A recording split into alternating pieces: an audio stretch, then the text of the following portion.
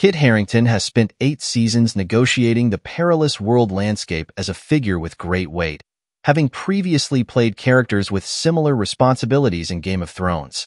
Without the branding problems that Jon Snow faced, Sir Henry Muck's posh title on HBO's high-octane financial thriller industry opens a lot more possibilities. Even though his company's spectacular IPO debut was marred by disaster, Sir Henry emerges victorious and continues to reign over his green tech energy Lumi castle. Industry picks up right where the premiere left off, proving early on that Season 3 isn't about to slow down. After just 1 week on the scene, Sir Henry's doing it for the people. However, his shtick has already begun to wear thin among his circle of acquaintances. Like every other child who is overqualified but underdeveloped due to parental support, you are a failure. You own your victories, and you own your defeats. Well, they're not my problem, Robert Spearing exclaims. Operating for a financial institution, even when Piro threatens to make Robert the parasite's parasite, Robert still can't get over kissing Sir Henry's delightfully pert buttocks. Let it be enough to state that the impassioned motivational speech delivered by Eric Toe in the previous episode has made an impression. The two guys from such different backgrounds end up physically fighting in the midst of the office playground because Sir Henry is clearly unable to listen to sensible counsel. The slight technical problem that caused the Lumi stock trading panic due to an electrical power outage is being minimized. Whether it's a coincidence or not, the green energy tech startup is being served a perfect opportunity by this national grid crisis, which is bad optics. Traders at Piro Point are under intense pressure to frame events in a way that benefits Lumi, and they've had mixed results in doing so. The expression, "perception is reality," and "fake it until you make it" are used frequently in smoke and mirrors.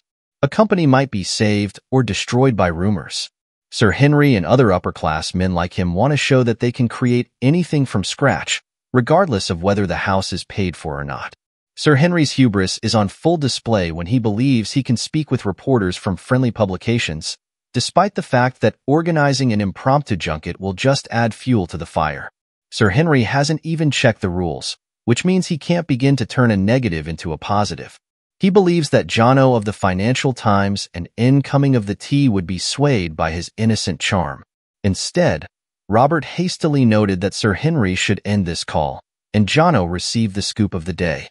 As I witnessed this car wreck encounter unfold through my fingers, while terms like close above 40 and trading down at 400 may be foreign to you, the level of fear at Piro Point is clear enough without a translation. The fast-paced conversation, which includes some less than savory language from Rishi Ramdani that would land him fired from another work, intensifies the already hectic mood.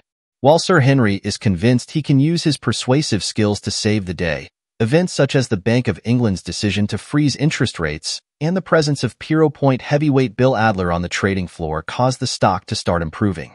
Trading on a rising stock is like watching a heartbeat monitor on a medical show. Traders sigh with relief and hardly have time to celebrate before the price starts to plummet. The market immediately reverses its direction once Jono posts Sir Henry's comments online. Just as expected, Robert beat Sir Henry with a sunflower plushie in the ball pit, and thankfully, no one from Lumi videotaped it, since no amount of smart triage could bring this body back to life. To what end does the CEO insist on becoming the center of attention? Bill inquires twice. Is incapacity to reflect within his heavily influenced sense of entitlement?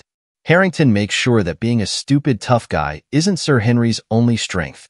After declaring none of this is real, he effectively ends the board meeting by locking himself in the office restroom.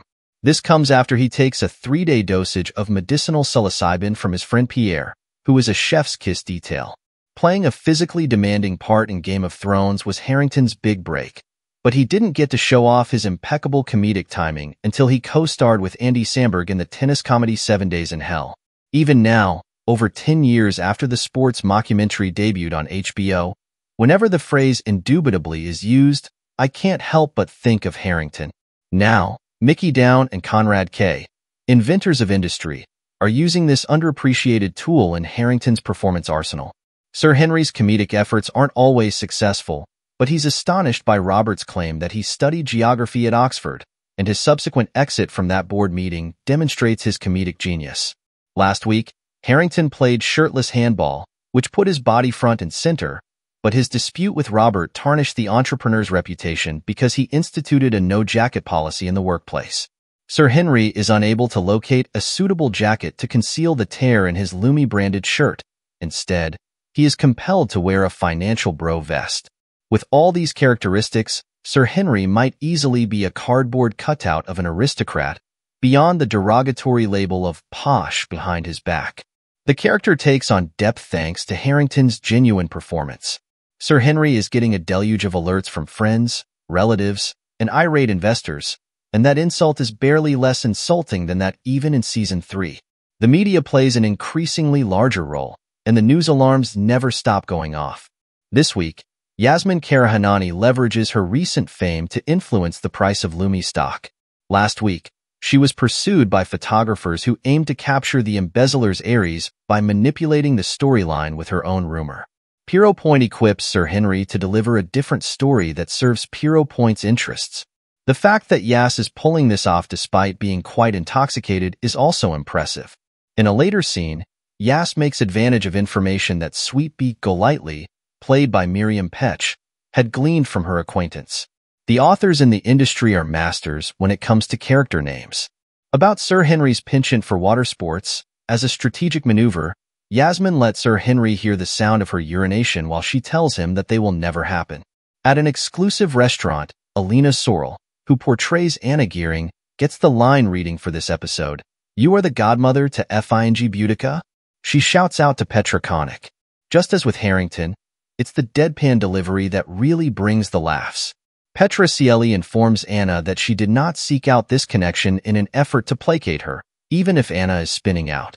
Since Petra invested in gas and the firm is focused on sustainability, Barry Goldberg's portrayal of Sally Reed was really intense and full of pin-up emotions, whereas Petra exudes confidence and assurance when it comes to forming genuine connections at work. Thanks for watching, and if you're new to the channel, subscribe and click the bell so you don't miss out on the latest videos.